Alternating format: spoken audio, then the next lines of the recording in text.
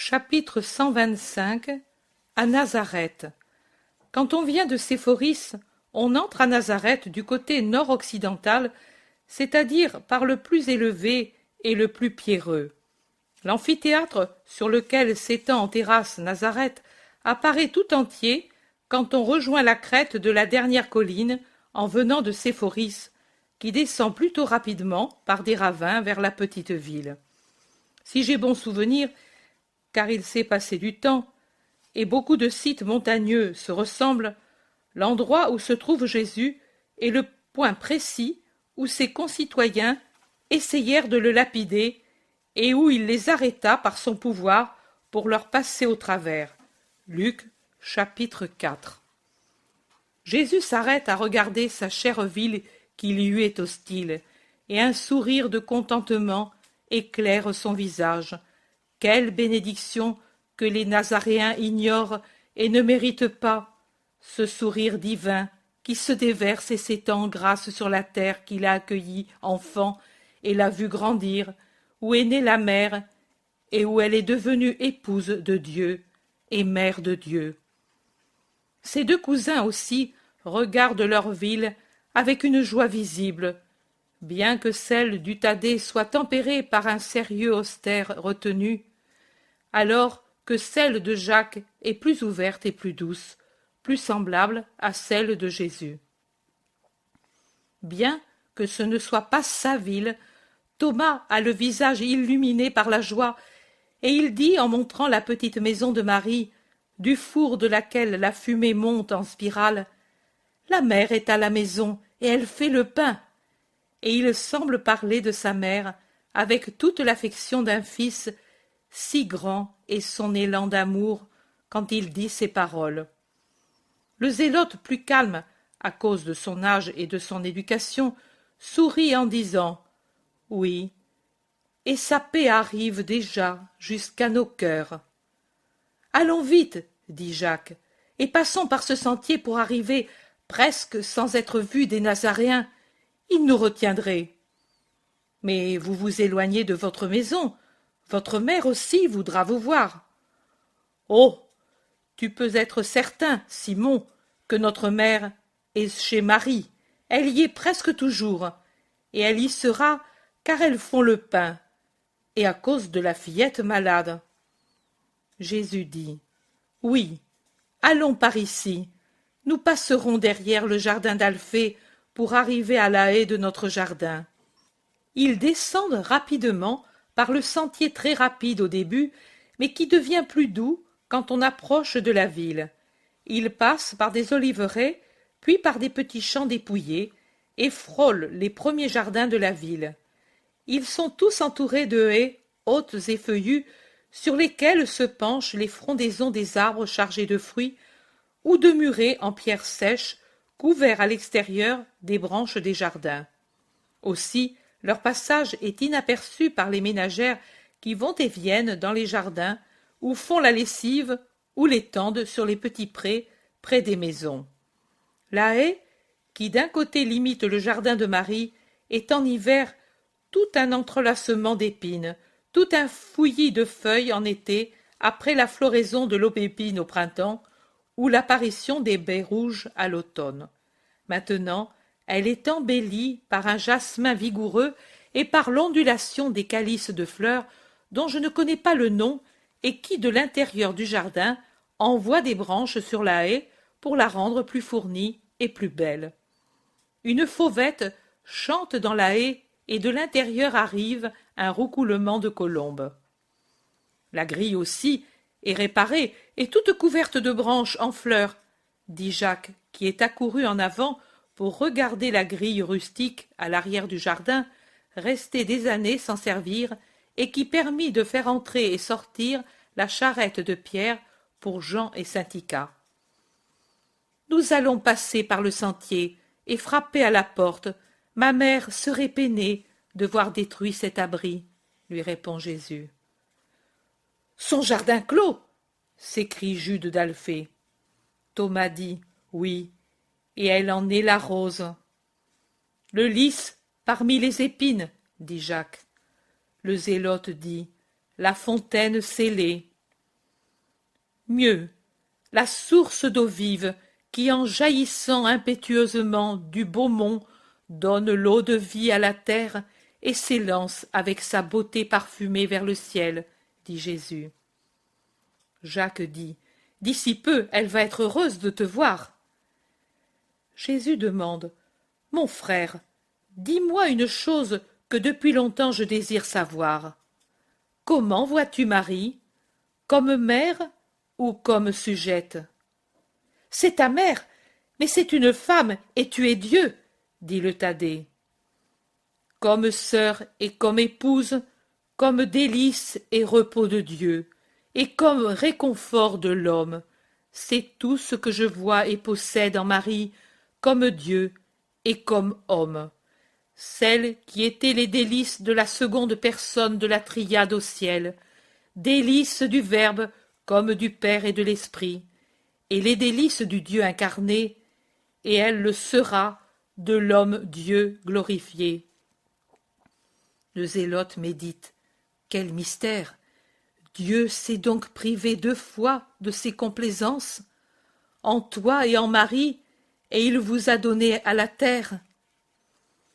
Jacques dit, quel amour, devrais-tu dire, c'est l'amour qui a poussé la triade à donner Marie et Jésus à la terre. Thomas demande, et, non pas pour toi qui es Dieu, mais pour sa rose, il ne craignit pas de la confier aux hommes, qui sont tous indignes de la protéger. Thomas, c'est le cantique qui te répond. Le Pacifique avait une vigne, et il la confia au vigneron qui, profanateur, poussé par le profanateur, aurait donné de fortes sommes pour la posséder, c'est-à-dire toutes les séductions pour la séduire. Mais la belle vigne du Seigneur se garda par elle-même, et elle ne voulut donner son fruit qu'au Seigneur, et ne s'ouvrir qu'à lui, pour engendrer le trésor sans prix, le Sauveur. Ils sont arrivés à la porte de la maison. Jude d'Alphée commente, alors que Jésus frappe à la porte fermée. Ce serait le cas de dire « Ouvre-moi, ma sœur, épouse, aimée, colombe, immaculée ». Mais quand la porte s'entr'ouvre et qu'apparaît le doux visage de la Vierge, Jésus ne dit que la plus douce parole en ouvrant les bras pour la recevoir. « Maman !» Ô mon fils, béni, entre et que la paix et l'amour soient avec toi.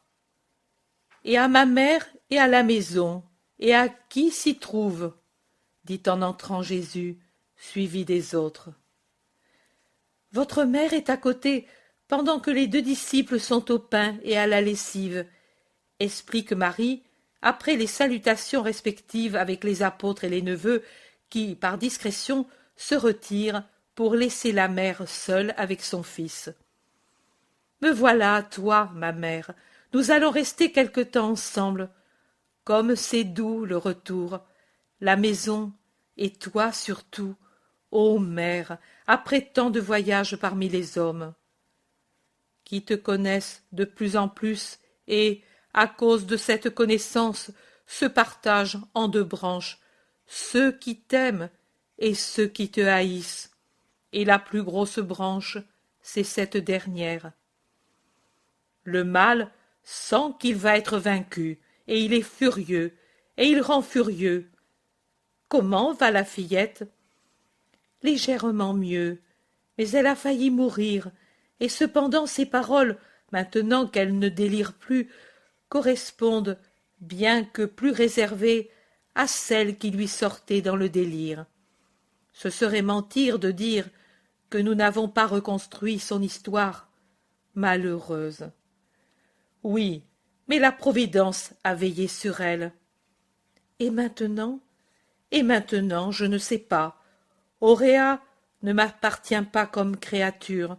Son âme est mienne, son corps appartient à Valéria. Pour le moment, elle va rester ici, afin d'oublier. Myrtha voudrait bien la voir.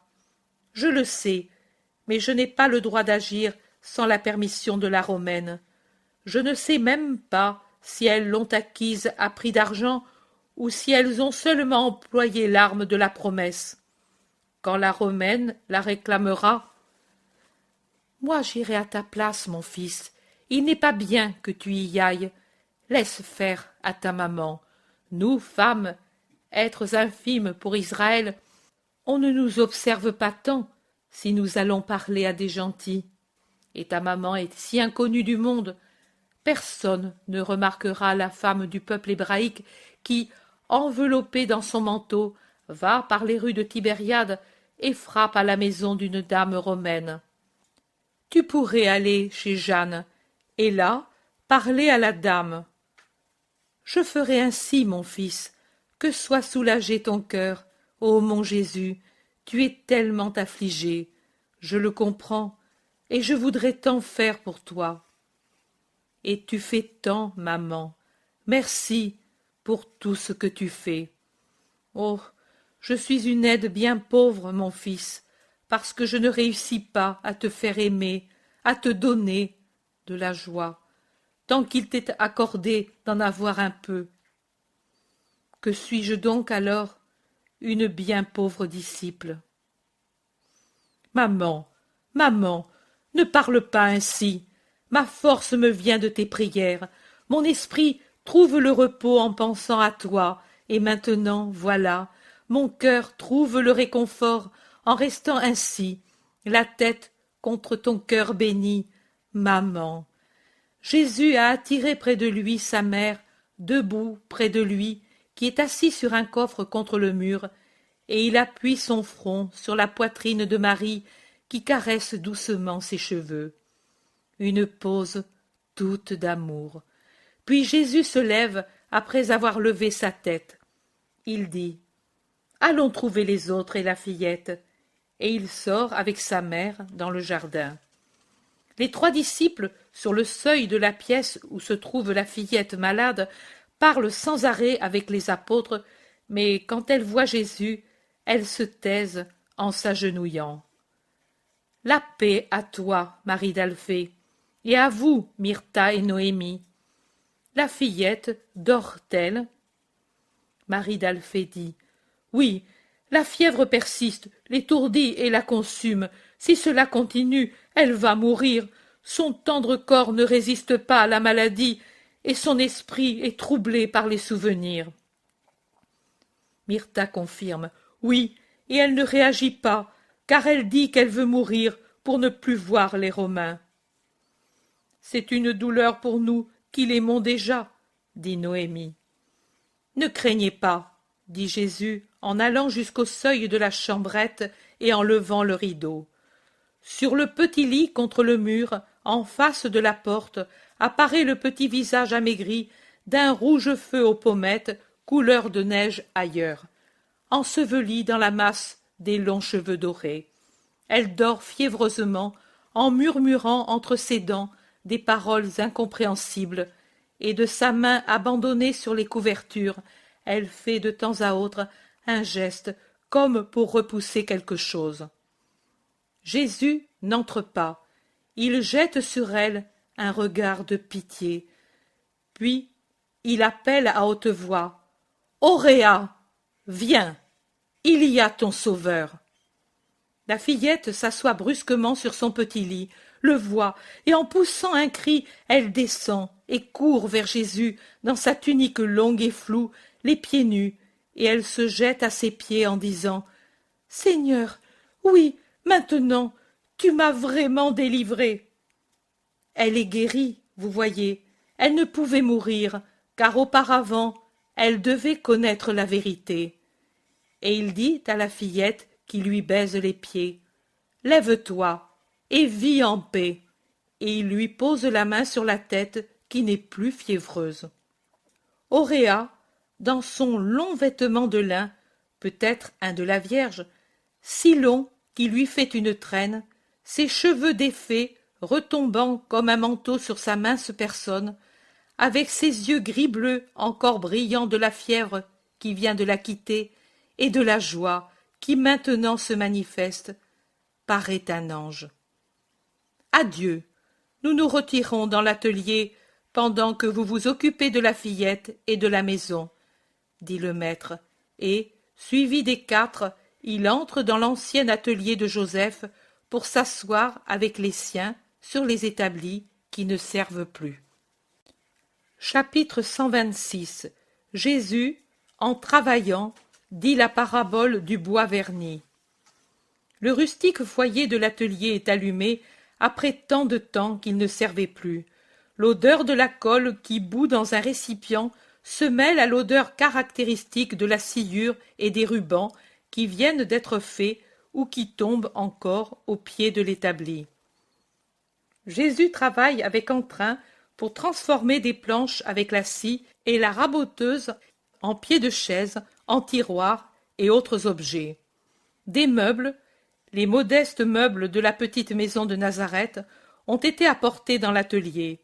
La huche qui a besoin d'être réparée, un des métiers de Marie, 2 tabourets, une échelle de jardin, un petit coffre et la porte du four, je crois, rongée en bas peut-être par les rats.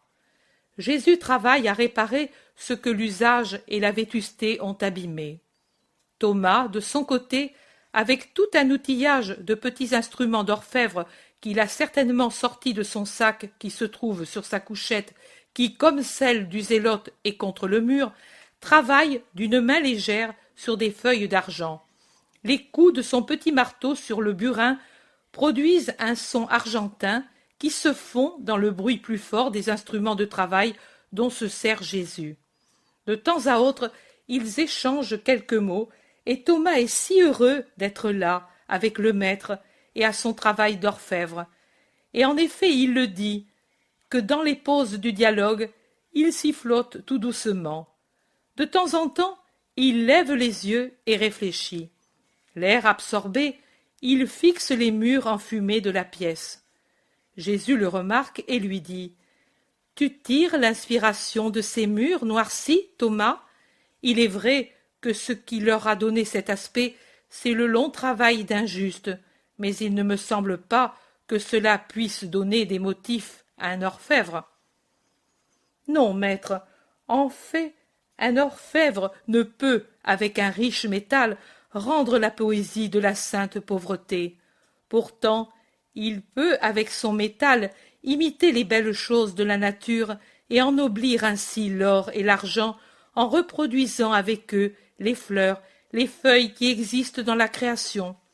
Moi, c'est à ces fleurs, à ces feuilles que je pense, et pour m'en rappeler l'aspect, je m'immobilise ainsi, les yeux tournés vers les murs, mais ce que je vois en réalité, ce sont les bosquets, les prairies de notre patrie, les feuilles légères, les fleurs qui ressemblent à des coupes ou à des étoiles, le port des tiges et des feuillages.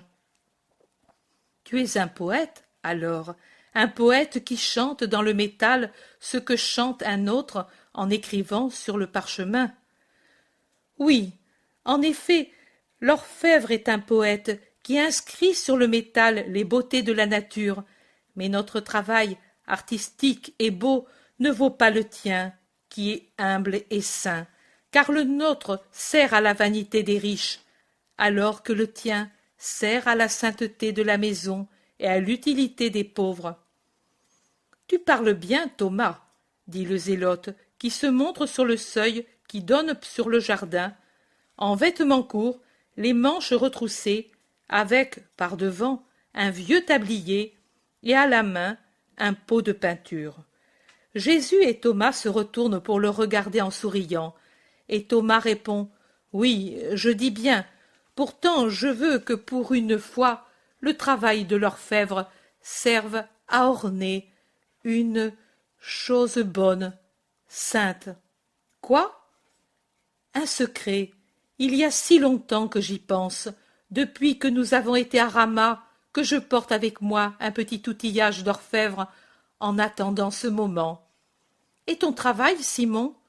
Oh, moi, je ne suis pas un parfait artiste comme toi, Thomas. C'est la première fois que je tiens un pinceau dans les mains et mes peintures sont imparfaites, bien que j'y mette toute ma bonne volonté. Aussi, j'ai commencé par les endroits les plus humbles.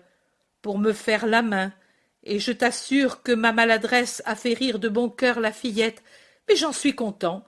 Elle renaît d'heure en heure à une vie sereine, et il faut cela pour effacer le passé et la rendre toute nouvelle pour toi, maître. Thomas dit, eh, mais peut-être Valéria ne cédera pas. Oh, que veux-tu que cela lui importe de l'avoir ou non? Si elle l'a gardée, c'était pour ne pas la laisser perdue dans le monde, et sûrement ce serait bien que la fillette fût sauvée pour toujours, et en tout, pour l'esprit surtout. N'est-ce pas, maître? C'est vrai, il faut beaucoup prier pour cela. Cette créature est simple et réellement bonne, et, élevée dans la vérité, elle pourrait donner beaucoup. Elle tend instinctivement à la lumière. Thomas dit, bien sûr, elle n'a pas de réconfort sur la terre, et elle le cherche au ciel, la malheureuse. Moi, je crois que, quand ta bonne nouvelle pourra être annoncée par le monde, les premiers à l'accueillir et les plus nombreux seront justement les esclaves, ceux qui n'ont aucun réconfort humain, et se réfugieront dans tes promesses pour le trouver.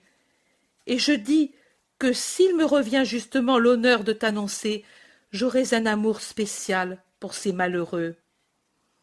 Et tu feras bien, Thomas, dit Jésus. Oui, mais comment les approcheras-tu? Oh, je serai orfèvre pour les dames et maître pour leurs esclaves. Un orfèvre entre dans les maisons des riches où leurs serviteurs viennent dans sa maison. Et je travaillerai, deux métaux, ceux de la terre pour les riches et ceux de l'esprit pour les esclaves. Que Dieu te bénisse pour tes projets, Thomas. Persévère dans cette intention. Oui, maître. Eh bien, maintenant que tu as répondu à Thomas, viens avec moi, maître, pour voir mon travail et me dire ce que je dois peindre maintenant. Des choses humbles encore, car je suis un garçon très incapable. Allons, Simon. Et Jésus pose ses outils et sort avec le zélote. Ils reviennent après un moment et Jésus lui montre l'escalier du jardin. Peins-le. La peinture rend le bois imperméable et le conserve plus longtemps, outre qu'il le rend plus beau.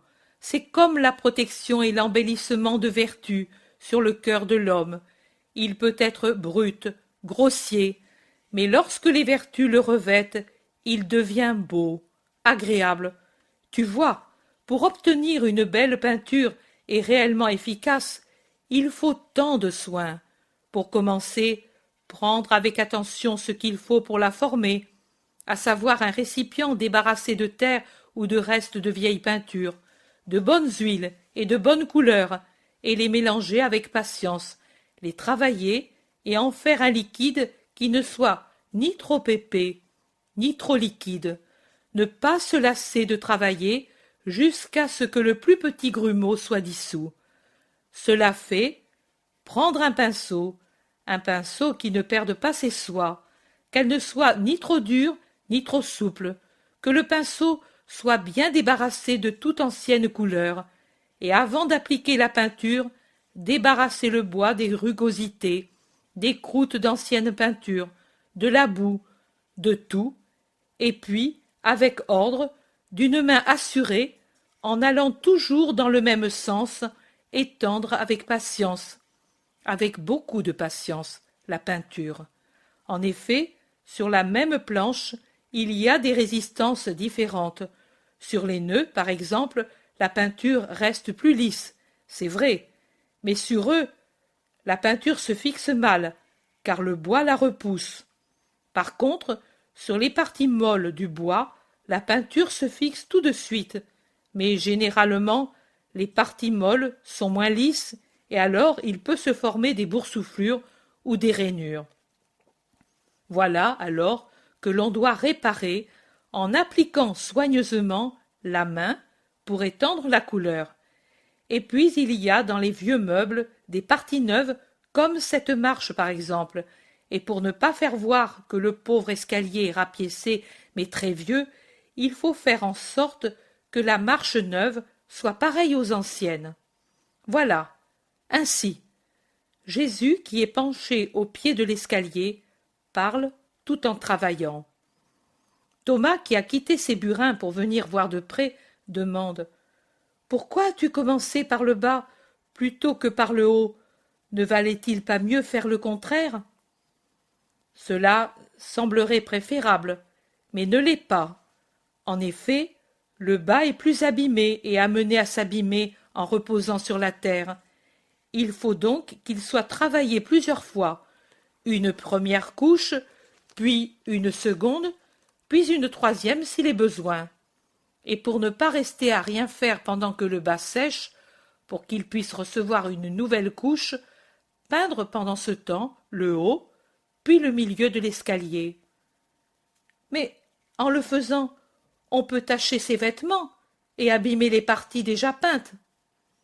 Avec de l'adresse, on ne se tache pas et on n'abîme rien. Tu vois, on fait ainsi. On serre ses vêtements et on se tient à l'écart. Ce n'est pas par dégoût de la peinture, mais pour ne pas abîmer la peinture qui est délicate parce que fraîchement appliquée. Et Jésus, les bras levés, peint maintenant le haut de l'escalier. Et Jésus continue à parler. On agit ainsi avec les âmes. J'ai dit au début que la peinture est comme l'embellissement des vertus sur le cœur humain. Elle embellit et préserve le bois des vers, de la pluie, du soleil. Malheur au maître de maison qui ne s'occupe pas des objets peints et les laisse périr. Quand on voit que le bois perd sa peinture, il ne faut pas perdre de temps et en mettre de nouveau, rafraîchir la peinture. Les vertus aussi, d'un premier élan vers la justice, peuvent périr ou disparaître complètement si le maître de maison ne veille pas. La chair et l'esprit, mis à nu, exposés aux intempéries et aux parasites, c'est-à-dire aux passions et à la dissipation, peuvent être attaqués, perdre le revêtement qui les rendait beaux, finir par n'être plus bons que pour le feu. Ainsi que ce soit en nous ou en ceux que nous aimons comme nos disciples, quand on remarque que se dégradent, se délavent les vertus qui servent à défendre notre moi, il faut tout de suite y parer par un travail assidu, patient, jusqu'à la fin de la vie, pour pouvoir s'endormir dans la mort avec une chair et un esprit dignes de la résurrection glorieuse. Pour que les vertus soient vraies, bonnes, commencez avec une intention pure, courageuse, qui enlève tout déchet, toute souillure, et s'appliquer à ne pas laisser d'imperfection dans la formation à la vertu, et ensuite prendre une attitude ni trop dure, ni trop indulgente, car l'intransigeance et l'indulgence excessive sont nuisibles. Et le pinceau, la volonté, qu'elle soit nette de toute tendance humaine préexistante, qui pourrait veiner la teinte spirituelle par des rayures matérielles, et se préparer soi-même ou préparer les autres par des opérations opportunes, fatigantes. Il est vrai, mais nécessaire, pour purifier le vieux moi de toute l'ancienne lèpre, afin qu'il soit pur, pour recevoir la vertu. On ne peut en effet mélanger le vieux et le nouveau. Puis, commencer le travail, avec ordre, avec réflexion, ne pas sauter d'un endroit à l'autre sans un motif sérieux, ne pas aller un peu dans un sens, un peu dans un autre. On se fatiguerait moins, c'est vrai, mais la peinture serait irrégulière.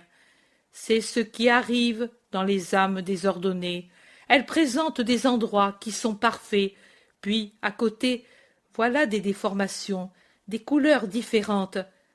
Insistez sur les endroits qui prennent mal la peinture, sur les nœuds, défauts de la matière ou des passions déréglées, mortifiées, oui, par la volonté semblable à une raboteuse qui les a péniblement lissés, mais qui reste pour faire résistance comme un nœud amputé, mais pas détruit. Et ils trompent quelquefois, parce qu'ils paraissent bien couverts de vertu, alors qu'il n'y a qu'une mince couche qui a vite fait de tomber. Attention aux nœuds des concupiscences, faites en sorte qu'il soit recouvert à plusieurs reprises par la vertu, pour qu'il ne ressorte pas en souillant le nouveau moi. Et sur les parties molles, celles qui prennent facilement la peinture, mais la reçoivent capricieusement avec des boursouflures et des rayures, passez plusieurs fois la peau de poisson pour lisser, lisser, lisser, pour passer une ou plusieurs couches de peinture, afin que ces parties aussi soient lisses comme un émail compact. Et attention à ne pas surcharger. Un excès de zèle dans les vertus fait que la créature se révolte, bouillonne et s'écaille au premier choc. Non, ni trop, ni trop peu. Une juste mesure dans le travail sur soi et sur les créatures faites de chair et d'âme. Dans la plupart des cas, car les auréats sont l'exception et non pas la règle, il y a des parties neuves mêlées à des anciennes. Ainsi, pour les Israélites qui passent de Moïse au Christ. Ainsi, pour les païens, avec leur mosaïque de croyances, qui ne pourront disparaître tout d'un coup, et affleureront avec des nostalgies et des souvenirs, au moins dans les choses les plus pures. Alors il faut encore plus d'attention et de tact, et insister pour que le vieux se fonde harmonieusement avec le nouveau, en utilisant les choses préexistantes pour compléter les nouvelles vertus. Ainsi, chez les Romains, le patriotisme et le courage viril sont des éléments importants. Ces deux choses sont pour ainsi dire mythiques. Eh bien, il ne faut pas les détruire, mais inculquer un esprit nouveau au patriotisme, c'est-à-dire l'intention de donner à Rome une grandeur même spirituelle en faisant le centre de la chrétienté. Servez-vous de la virilité romaine pour rendre courageux dans la foi ceux qui sont courageux au combat. Un autre exemple, Auréa, le dégoût d'une révélation brutale la pousse à aimer ce qui est pur et à haïr ce qui est impur. Eh bien, utilisez ces deux sentiments pour l'amener à une parfaite pureté en haïssant la corruption comme si c'était le Romain brutal. Me comprenez-vous? Et des coutumes, faites-en des moyens de pénétration. Ne détruisez pas brutalement. Vous n'auriez pas tout de suite ce qu'il faut pour construire.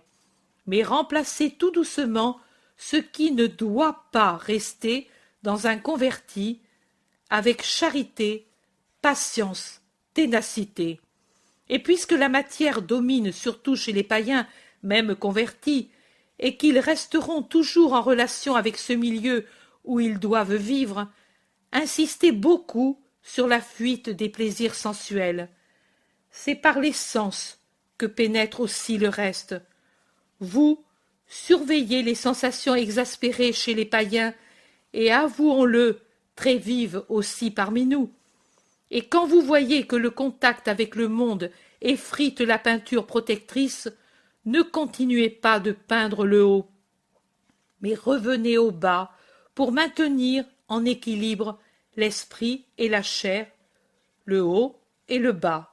Mais commencez toujours par la chair, par le vice matériel, pour préparer la réception de l'hôte qui n'habite pas dans les corps impurs, ni avec les esprits qui exhalent la puanteur des corruptions charnelles.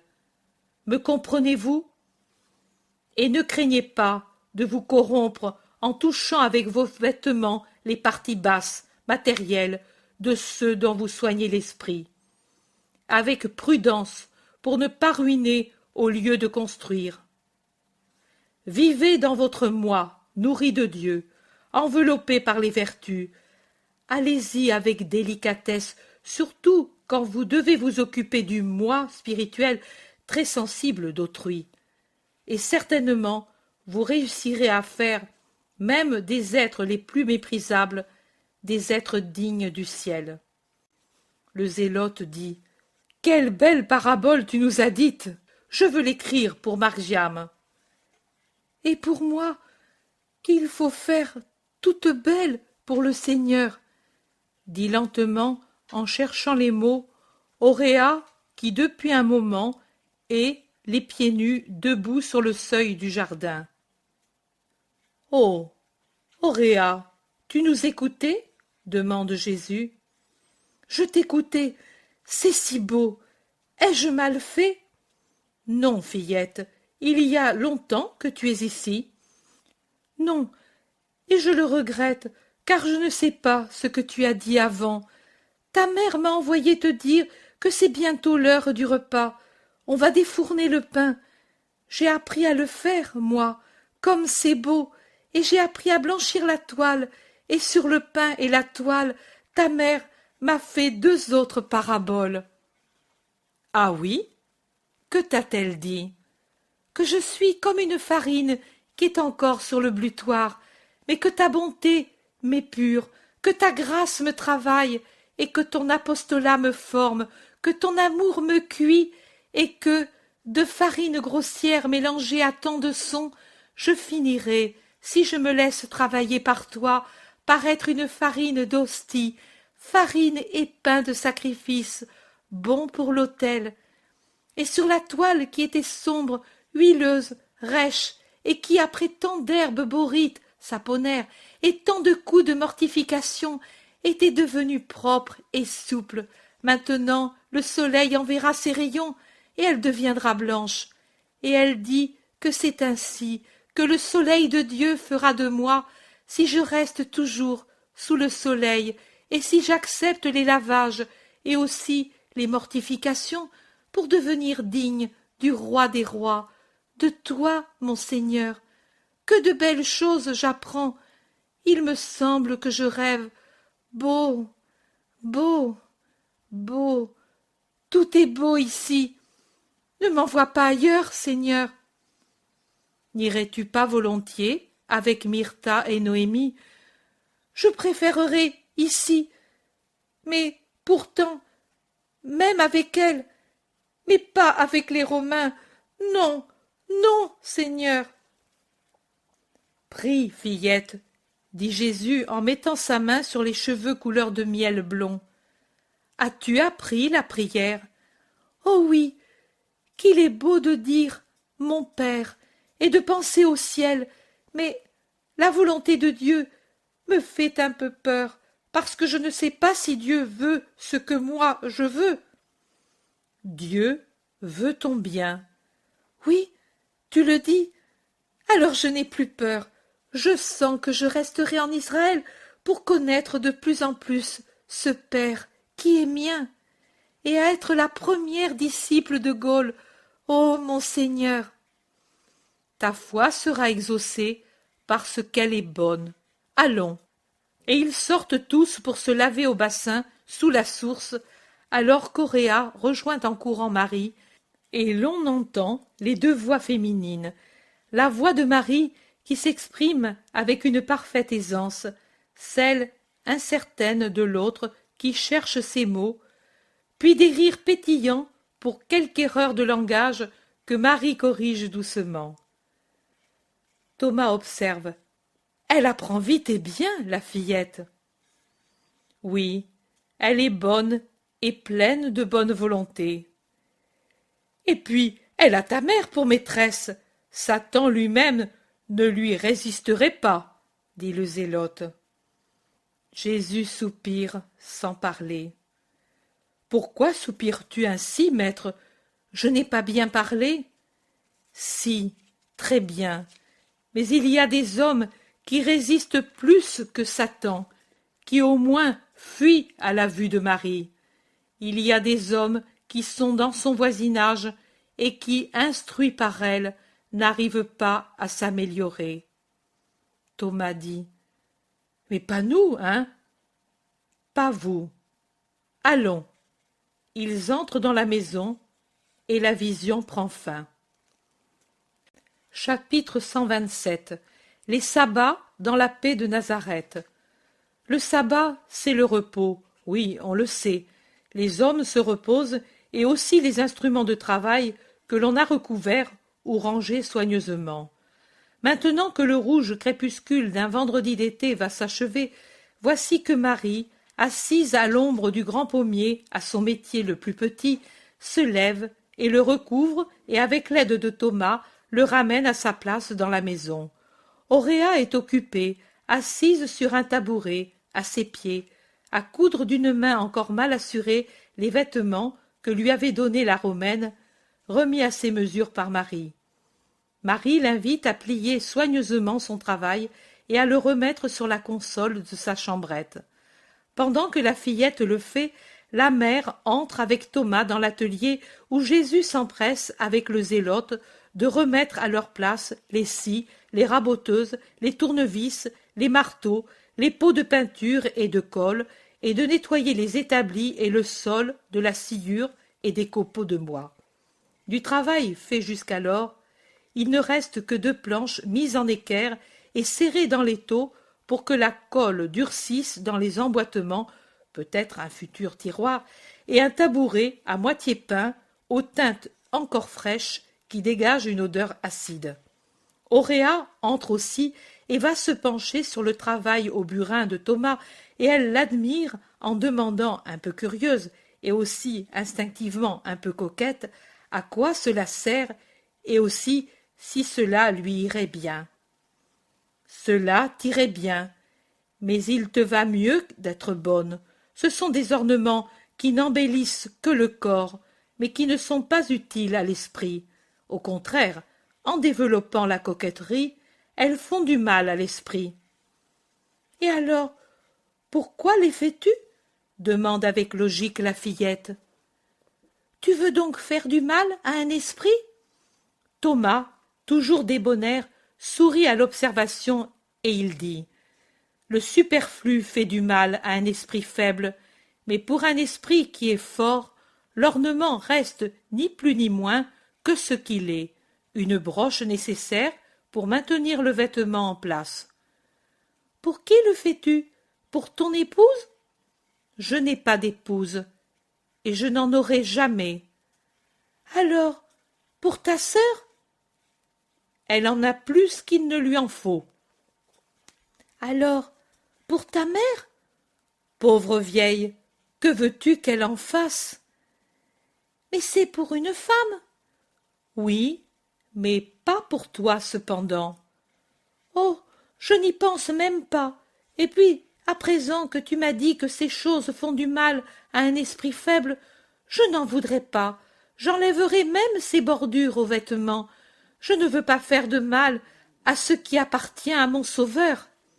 Brave fillette, tu vois, avec ta volonté, tu as fait un travail plus beau que le mien. Oh, tu le dis parce que tu es bon. Je le dis parce que c'est vrai. Vois-tu, j'ai pris ce bloc d'argent, je l'ai réduit en feuilles à mesure que j'en avais besoin, et puis, avec l'instrument, ou plutôt avec beaucoup d'instruments, je lui ai donné cette tournure. Mais il me reste à faire le plus important, réunir les différentes parties et d'une manière naturelle. Pour l'instant, il n'y a de terminé que ces 2 petites feuilles et la fleurette qui va avec elles. Et Thomas lève entre ses gros doigts une tige aérienne de muguet enserrée entre ses feuilles qui imite à la perfection un modèle naturel. Cela fait un certain effet de voir cette breloque au reflet d'argent pur entre les doigts robustes et bronzés de l'orfèvre. Oh, c'est beau! Il y en avait des quantités dans l'île, et on nous laissait les cueillir avant le lever du soleil. C'est que nous, les blondes, nous ne devions jamais nous mettre au soleil pour avoir plus de valeur. Les brunes, au contraire, on les faisait rester dehors, au soleil, au point qu'elles se sentissent mal. Pour brunir davantage, il les... Comment dit-on quand on vend une chose pour une autre? Mais par tromperie, par escroquerie, je ne sais pas. Voilà, il les trompait en disant qu'elles étaient nées en Arabie ou dans le Haut-Nil. Ils en ont vendu une comme descendante de la reine de Saba. Rien de moins. Mais ce n'était pas elle qui était trompée, mais les acheteurs. On dit alors escroc. Quelle race! Une belle surprise pour l'acheteur quand il aura vu s'éclaircir le teint de la fausse Éthiopienne. Mais tu entends, maître, que de choses que nous ignorons. J'entends, mais le plus triste, ce n'est pas l'escroquerie, c'est le sort de ces fillettes. C'est vrai, des âmes profanées pour toujours perdues. Non, Dieu peut toujours intervenir. Pour moi il l'a fait, tu m'as sauvée, dit Auréa en tournant vers le Seigneur un regard clair, serein. Et elle ajoute, et je suis si heureuse. Et ne pouvant aller embrasser Jésus, elle va passer son bras autour du cou de Marie, en penchant sa tête blonde sur l'épaule de la Vierge dans un acte de confiant amour. Les deux têtes blondes se détachent avec leurs nuances différentes contre le mur obscur. Un groupe très doux. Mais Marie pense au souper. Elles se séparent et s'en vont. « On peut entrer ?» dit à la porte de la pièce qui donne sur la rue la voix un peu rauque de Pierre. « Simon ? Ouvrez !»« Simon ? Il n'a pas su rester loin d'ici, » dit Thomas, pendant qu'en riant, il court ouvrir. « Simon, c'était à prévoir, » dit en souriant le zélote. Mais ce n'est pas seulement le visage de Pierre qui s'encadre dans la porte. Il y a tous les apôtres du lac, tous, sauf Barthélemy et l'Iscariote. Et avec eux, il y a également Jude et Jacques d'Alphée. « Paix à vous. Mais pourquoi êtes-vous venus par cette chaleur ?»« Parce que nous ne pouvions plus rester au loin. Cela fait 2 semaines et demie, sais-tu. Tu comprends, 2 semaines et demie que nous ne te voyons plus. » Et Pierre semble dire « 2 siècles, c'est énorme. » Mais je vous avais dit d'attendre Judas à chaque sabbat. Oui, mais aux 2 sabbats, il n'est pas venu. Et le 3e, c'est nous qui venons. Là-bas est resté Nathanaël, qui ne va pas trop bien, et il recevra Judas s'il vient, mais il ne va sûrement pas venir. En passant par Tibériade avant de nous rejoindre pour aller vers le grand Hermon, Benjamin et Daniel nous ont dit l'avoir vu à Tibériade, et... Bon, je t'en parlerai après, dit Pierre, qui s'est arrêté de parler parce que son frère lui tire son vêtement. C'est bien, tu me diras, mais pourtant, vous désiriez tant vous reposer, et maintenant que vous le pouvez, vous faites ces courses. Quand êtes-vous partis? Hier soir, avec un lac qui était un miroir. Nous avons débarqué à Tariché pour éviter Tibériade, pour ne pas rencontrer Judas. Pourquoi? Parce que, maître, nous voulions jouir de toi en paix. Vous êtes égoïste? Non, lui, il a ses joies, mais je ne sais pas qui lui donne tant d'argent pour en jouir avec. Oui, j'ai compris, André, mais ne tire plus si fort mon habit. Je n'ai que celui-là, tu le sais. Veux-tu me faire repartir en guenilles? André rougit. Les autres rient. Jésus sourit. Bien, nous sommes descendus à Tariché aussi parce que, voilà, ne me fais pas de reproches. Ce sera la chaleur. Ce sera que, loin de toi, je deviens mauvais. Ce sera que penser que lui s'est séparé de toi pour s'unir à...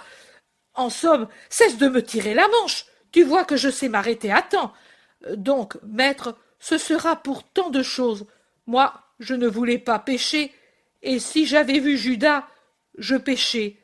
Et alors, je me suis dirigé vers Tariché, et à l'aube, nous nous sommes mis en route. Êtes-vous passé par Cana? Non, nous ne voulions pas allonger le chemin, mais malgré cela, il a été quand même très long. Et le poisson s'en allait. Nous l'avons donné dans une maison pour nous abriter pendant quelques heures les plus chaudes, et nous sommes partis après l'heure de nonne au milieu de l'heure suivante. Un vrai four. Vous pouviez vous épargner tout cela. Moi, je n'aurais pas tardé de venir. Quand? Après que le soleil serait sorti du lion. Et il te semble que l'on pouvait rester si longtemps sans toi? Mais nous aurions défié 1000 chaleurs, comme celle-là, pour venir à toi et te voir. Notre maître adoré, et Pierre embrasse son trésor retrouvé. Et pensez que quand nous sommes ensemble, vous ne faites que vous plaindre du temps, de la longueur du chemin. Parce que nous sommes sots, parce que, quand on est ensemble, on ne se rend pas bien compte de ce que tu es pour nous. Mais nous voici ici. Nous avons déjà une place, qui chez Marie d'Alphée, qui chez Simon d'Alphée, qui chez Ismaël, qui chez Azer, qui chez Alphée, tout près d'ici. Maintenant on se repose, et demain soir on repart plus content. Thomas dit: au dernier sabbat, nous avons eu Myrtha et Noémie venues pour revoir la fillette. Tu vois que l'on vient ici dès que l'on peut. Oui, Pierre. Et vous, qu'avez-vous fait pendant ce temps-là? Pêcher, verni les barques, réparer les filets. À présent, Marc-Jam sort souvent avec les garçons, ce qui fait diminuer les reproches de ma belle-mère contre le paresseux qui fait mourir de faim sa femme après même lui avoir amené un bâtard. Et pensez que Porphyrée n'a jamais été aussi bien que maintenant qu'elle a Marc-Jam pour le cœur et pour tout le reste. Les brebis de 3 sont devenues 5, et bientôt il y en aura davantage. Ce n'est pas peu utile pour une petite famille comme la nôtre, et Marc-Jam, avec la pêche, supplée à ce que je ne fais plus que bien rarement. Mais cette femme a une langue de vipère, bien que sa fille en ait une de colombe. Mais toi aussi, tu as travaillé, je vois. Oui, Simon, nous avons travaillé, tous, mes frères dans leur maison, moi avec eux dans la mienne, pour faire plaisir à nos mères et les faire reposer. Eh bien, nous aussi, disent les fils de Zébédée. Et moi, mon épouse, en travaillant aux ruches et aux vignes, dit Philippe. Et toi, Matthieu? Moi, je n'ai personne à qui faire plaisir, et alors je me suis fait plaisir à moi-même en écrivant les choses dont il me plaît davantage de me souvenir. Le zélote dit: oh, alors nous te dirons la parabole du vernis. C'est moi qui l'ai provoquée, qui suis un peintre très inexpérimenté. Mais tu as eu vite appris le métier. Regardez comme il a bien lissé ce siège, dit le Thaddée. L'accord entre eux est parfait, et Jésus, avec un visage plus reposé depuis qu'il est dans sa maison, étincelle de joie d'avoir autour de lui ses chers apôtres. Auréa entre, et elle reste toute surprise sur le seuil. « Oh, la voilà! Mais regarde comme elle est bien!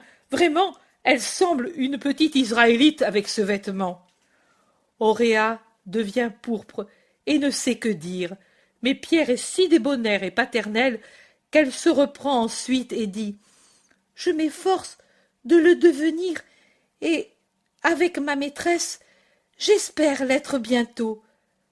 Maître, je vais dire à ta mère qu'ils sont ici. » Et elle se retire de suite. Le zélote déclare: « C'est une bonne fillette. » « Oui, je voudrais qu'elle reste pour nous d'Israël. » Barthélemy a perdu une bonne occasion et une joie en la repoussant, dit Thomas. Barthélemy est très attaché aux formules, dit Philippe pour l'excuser. C'est son unique défaut, observe Jésus. Marie entre. Paix à toi, Marie, disent ceux qui sont venus de Capharnaüm. La paix à vous. Je ne savais pas que vous étiez ici. Maintenant, je vais m'en occuper tout de suite. Venez, en attendant. Jacques d'Alphée dit: notre mère va venir de la maison avec de la nourriture, et aussi Salomé. Ne te préoccupe pas, Marie. Allons au jardin. Le vent du soir se lève, et l'on est bien, dit Jésus. Et ils entrent dans le jardin, en s'asseyant çà et là, en conversant fraternellement, pendant que les colombes roucoulent en se disputant le dernier repas qu'Auréa répand sur le sol. Puis on arrose les parterres fleuris ou simplement garnis des légumes nécessaires à l'homme. Et ce sont les apôtres qui veulent le faire joyeusement, pendant que Marie d'Alphée, qui est arrivée, prépare avec Auréa et Marie le repas des hôtes, et l'odeur des mets qui grésillent se mêle à celui de la terre arrosée, comme les cris des oiseaux qui se disputent vivement une place dans les feuillages se mêlent aux voix graves et aiguës des apôtres. Chapitre 128. Avant d'être mère, je suis fille et servante de Dieu. Et le sabbat dure, c'est le vrai sabbat. Dans la splendeur du matin, avant la chaleur lourde de la journée, il est agréable d'être assis en une réunion fraternelle, paisible sous la tonnelle ombreuse, ou bien là où le pommier, près du figuier et de l'amandier, fait avec eux des taches d'ombre qui prolongent l'ombre de la tonnelle sur laquelle mûrit le raisin. Il est agréable de faire le tour des parterres, en allant de la ruche au colombier, de là à la petite grotte, et puis, en passant derrière les femmes, Marie, Marie de Cléophas, sa belle-fille Salomé de Simon, Auréa, d'aller vers quelques oliviers qui du talus se penchent sur le jardin tranquille. Et c'est ce que font Jésus et les siens, Marie et les autres femmes.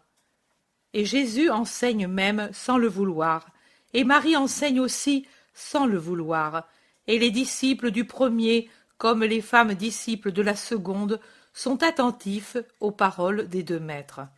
Auréa, assise sur son habituel petit tabouret aux pieds de Marie, presque accroupie, se tient les mains enlacées autour des genoux, le visage levé, avec ses yeux grands ouverts, fixés sur le visage de Marie. Elle semble une enfant qui écoute une légende merveilleuse, mais ce n'est pas une légende, c'est une belle vérité. Marie raconte les histoires anciennes d'Israël à la petite païenne d'hier, et les autres, bien que connaissant les histoires de la patrie, écoutent avec attention. C'est qu'il est bien doux d'entendre l'histoire de Rachel, celle de la fille de Jephthé, celle d'Anne d'Elkana, qui coule de ses lèvres. Jude d'Alphée s'approche lentement et écoute en souriant. Il est derrière Marie, qui ainsi ne le voit pas, mais le regard souriant de Marie de Cléophas à son Jude avertit Marie que quelqu'un est derrière elle, et elle se retourne. « Oh, Jude, tu as laissé Jésus pour m'écouter, moi, pauvre femme ?» ?»« Oui, je t'ai quitté pour aller à Jésus, car tu as été ma première maîtresse. Mais il m'est doux parfois de le quitter, lui, pour venir vers toi, redevenir enfant, comme quand j'étais ton élève. Continue, je t'en prie. » Auréa veut sa récompense chaque sabbat, et la récompense, c'est que je lui raconte ce qui l'a davantage frappé de notre histoire, que je lui explique un peu chaque jour pendant que nous travaillons. Les autres aussi se sont approchés. Le Thaddée dit: « Et qu'est-ce qui te plaît, fillette ? Tant de choses, tout pourrais-je dire, mais tellement, tellement Rachel, et Anne d'Elkana, et puis Ruth, et puis, ah, très beau, Tobie, et Tobie avec l'ange, et puis l'épouse qui prie pour être délivrée. Et Moïse, non? Il me fait peur, trop grand, et parmi les prophètes, il me plaît Daniel qui défendit Suzanne. » Elle regarde autour d'elle, et puis elle murmure: « Moi aussi, j'ai été défendue par mon Daniel. » Et elle regarde Jésus. Mais même les livres de Moïse sont beaux. Oui, là où ils enseignent à ne pas faire ce qui est laid, et là où ils parlent de cette étoile qui naîtra de Jacob. Moi, je connais son nom à présent. Auparavant, je ne savais rien, et je suis plus heureuse que ce prophète, car je la vois, et de près. Elle m'a tout dit, et moi aussi, je sais, termine-t-elle d'un air quelque peu triomphal. Et la Pâque, elle ne te plaît pas? Si, mais les fils des autres sont aussi des fils de maman. Pourquoi les tuer? Je préfère le Dieu qui sauve à celui qui tue. Tu as raison. Marie, tu ne lui as pas encore raconté sa naissance? Dit Jacques en montrant du doigt le Seigneur qui écoute et se tait. Pas encore. Je veux qu'elle connaisse bien le passé avant le présent, pour comprendre ce présent qui a sa raison d'être dans le passé. Quand elle le connaîtra, elle verra que le Dieu qui lui fait peur, le Dieu du Sinaï, n'est qu'un Dieu d'amour sévère, mais toujours un Dieu d'amour. Ô mère, dis-le-moi maintenant, j'aurai plus de facilité au contraire à comprendre le passé, quand je connaîtrai le présent qui, d'après ce que j'en sais, est tellement beau et fait aimer Dieu sans peur. J'ai besoin de ne pas avoir peur, moi. Jésus dit, la fillette a raison. Rappelez-vous tous et toujours cette vérité quand vous évangéliserez. Les âmes ont besoin de ne pas avoir peur pour aller à Dieu en toute confiance. C'est ce que moi je m'efforce de faire, et de faire d'autant plus que par ignorance ou par leur faute, les gens sont portés à craindre beaucoup Dieu. Mais Dieu, même le Dieu qui a frappé les Égyptiens et qui te fait peur, Auréa, il est toujours bon.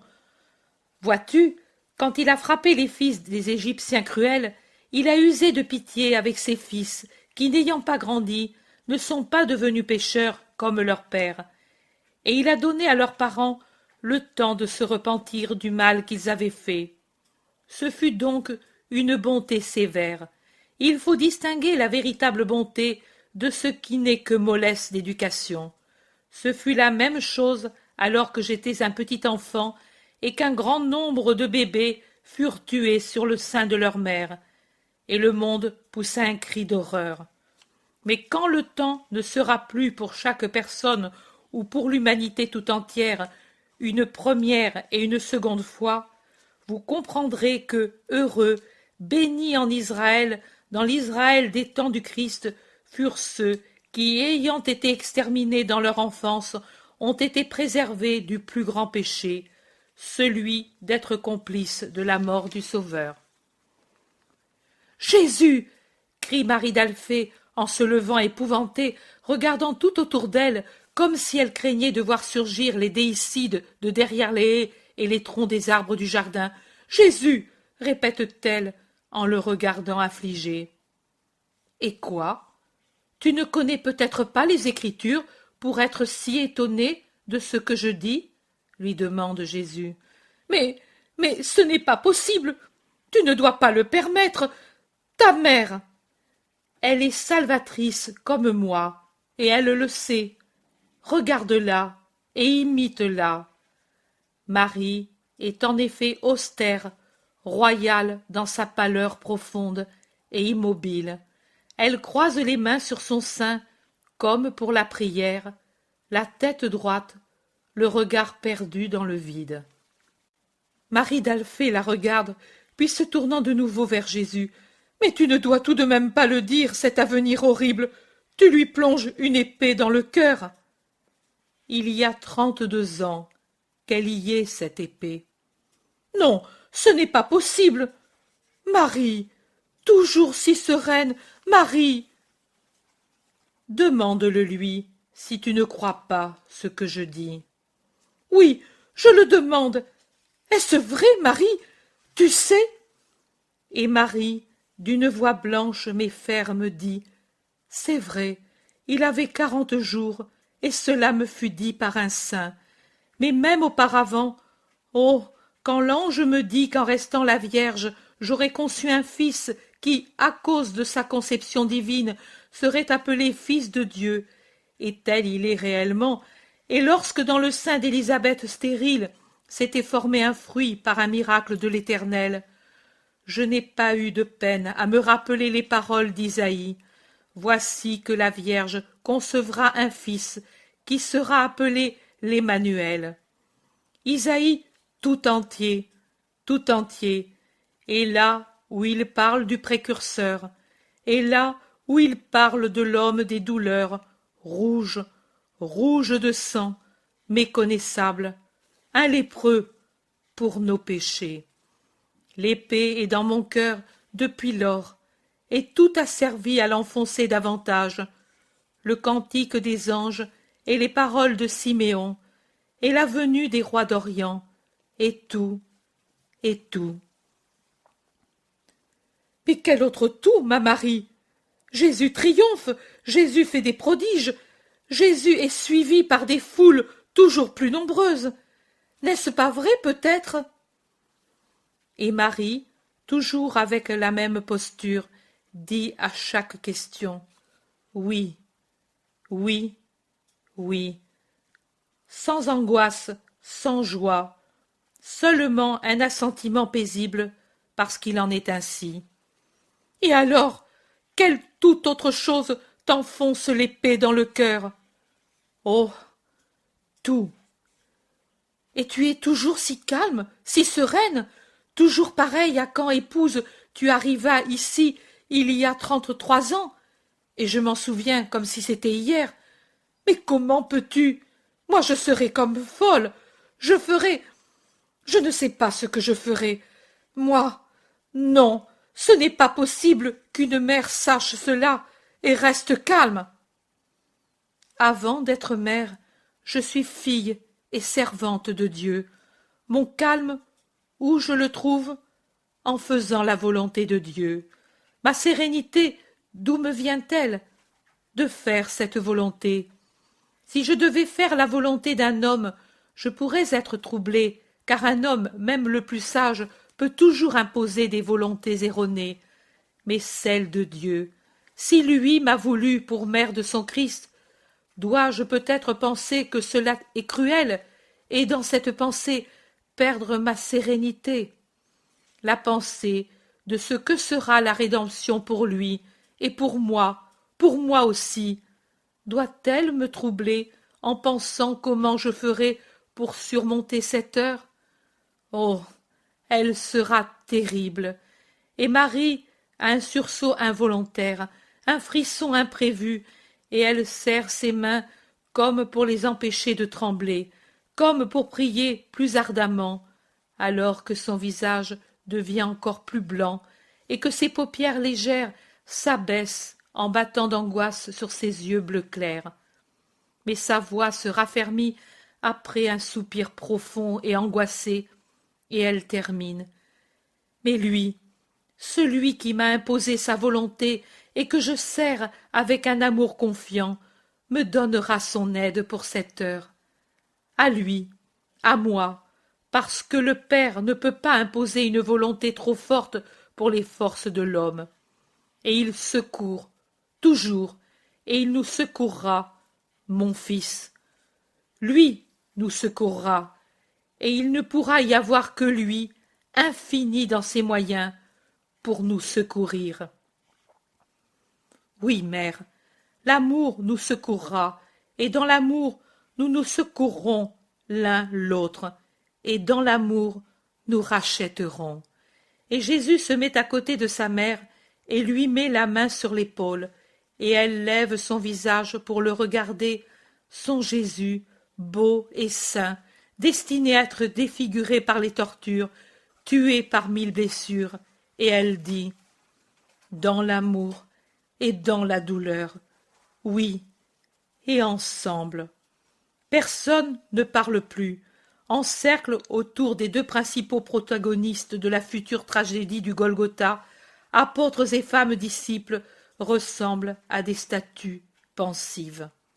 Sur son tabouret, Auréa est pétrifiée, mais elle est la première à se secouer et, sans se lever, elle glisse à genoux et se trouve ainsi tout à fait contre Marie. Elle lui embrasse les genoux et penche sa tête sur son sein en disant « Pour moi aussi, tout cela, combien je coûte et combien je vous aime pour ce que je vous coûte. Ô Mère de mon Dieu, bénis-moi pour que le prix que je vous coûte ne reste pas sans fruit. » Oui, ma fille, ne crains pas, Dieu t'aidera toi aussi si tu acceptes toujours sa volonté.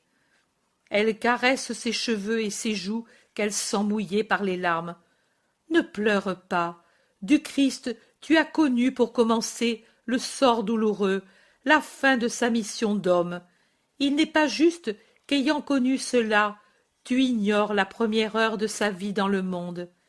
Écoute, il plaira à tous de sortir de la contemplation amère, ténébreuse, en évoquant l'heure toute lumière, toute chant, toute hosanna de sa naissance. Écoute.